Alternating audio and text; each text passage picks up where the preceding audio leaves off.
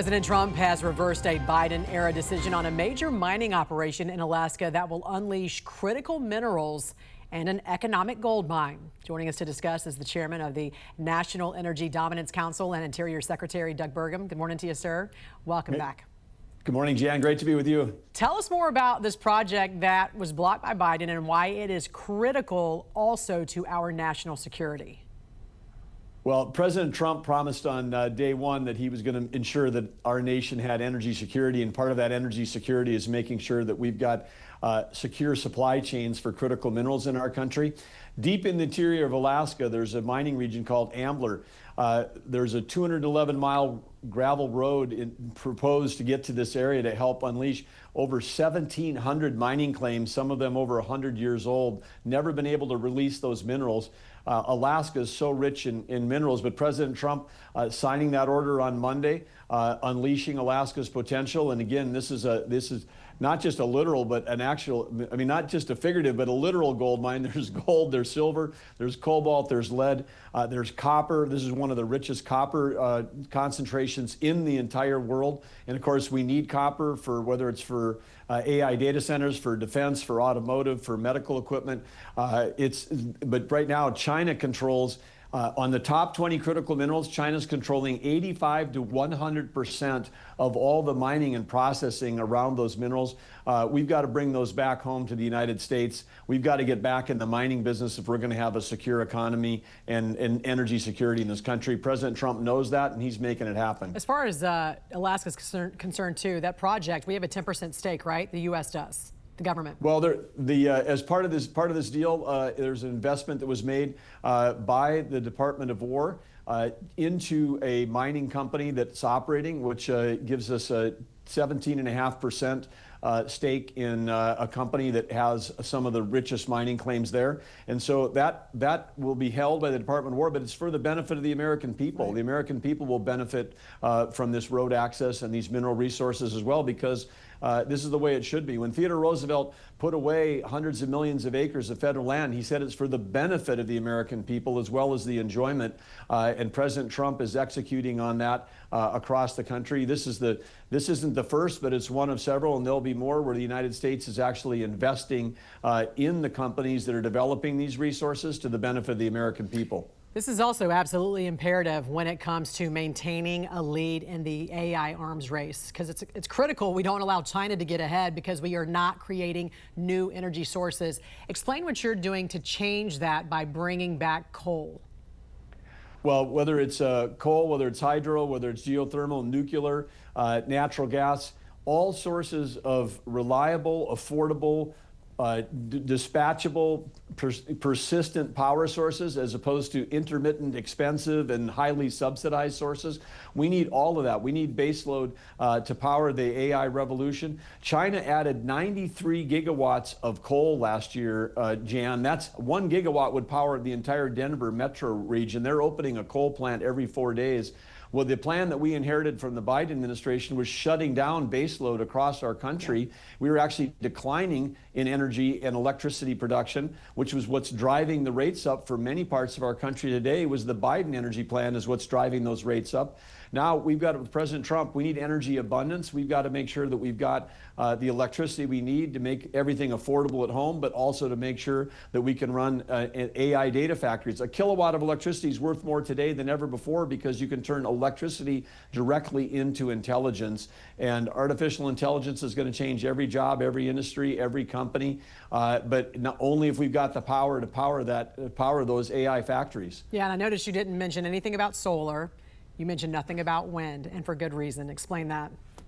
Well, again, I alluded to that in the sense that they're highly subsidized. These projects wouldn't happen if there weren't taxpayer subsidies. They're intermittent. They only operate when the sun is shining and the wind is blowing. And then when they're not running, when the sun's not shining, the wind's not blowing, we still need the entire grid. We still need all that other stuff that Biden was shutting down. So they're ridiculously expensive in terms of the redundancy. And then often the sources of that solar and wind were in places that were far away from where the load was. So then we were spending, hundreds of billions of dollars on transmission lines, and a transmission line from a solar field at night carries absolutely zero electrons because there's no electricity being generated. There's no electricity going down to wind transmission line when the wind is not blowing. And so it is among the most expensive, least reliable sources. And American taxpayers, without them knowing it was showing up today on their electrical bill, but it was showing up on their tax bill before because of the subsidies.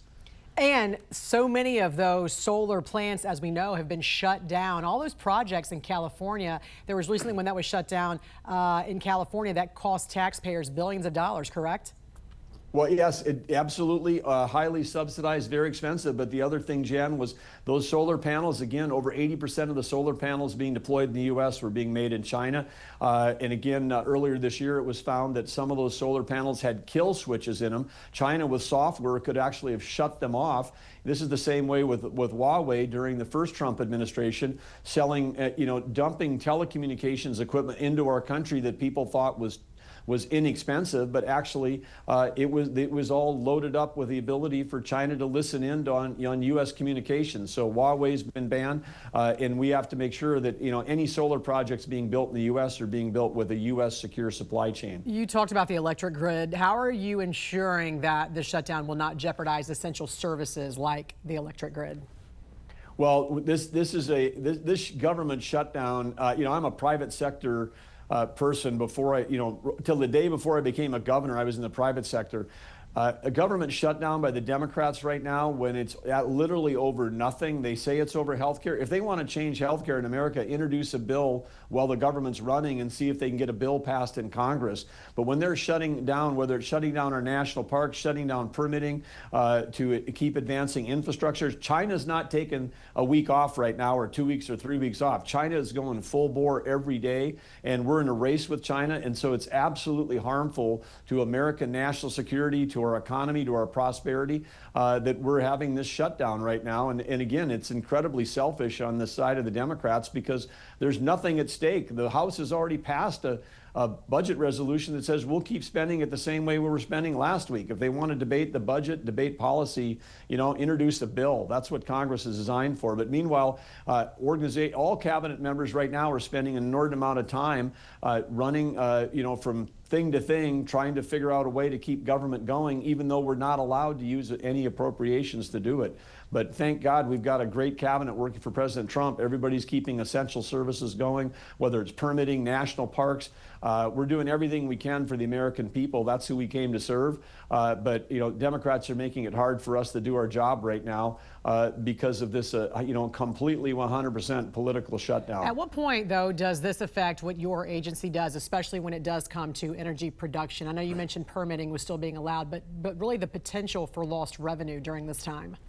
Well, the potential for lost revenue is significant because, again, we're not allowed to use appropriated dollars, so we're borrowing dollars from other places. Like, we're keeping national parks open with recreation fees as opposed to appropriated dollars. But at some point, those dollars run out. And in the same thing on the permitting side, same as everything else. At some point, there's not enough, cash in the drawer. Think of it, got a little few bucks laying around in a drawer in the kitchen or something. But when that runs out, as opposed to the dollars we need to run that. And of course, under President Trump, we're trying to be as efficient as we can. But there are core services that drive our economy forward. And the Democrats. Again, it's bizarro land. If you're a business, if you owned a business on Main Street, would you shut down your business and then have a sign on the door to your customers that says, not sure when we're coming back, that furlough all your employees, tell them we're not sure when you're coming back? I mean, it makes no sense in any world. If you understand that we're actually in a competition with China, it especially makes no sense. Yeah. Well, like you said, the issue is that with the shutdown, you could keep the government open while you negotiate, which is exactly what the GOP is trying to do with that continuing resolution. Chairman of the National Energy Dominance Council and Interior Secretary Doug Burgum, pleasure talking to you. Thanks for joining us. Thank you, Jan.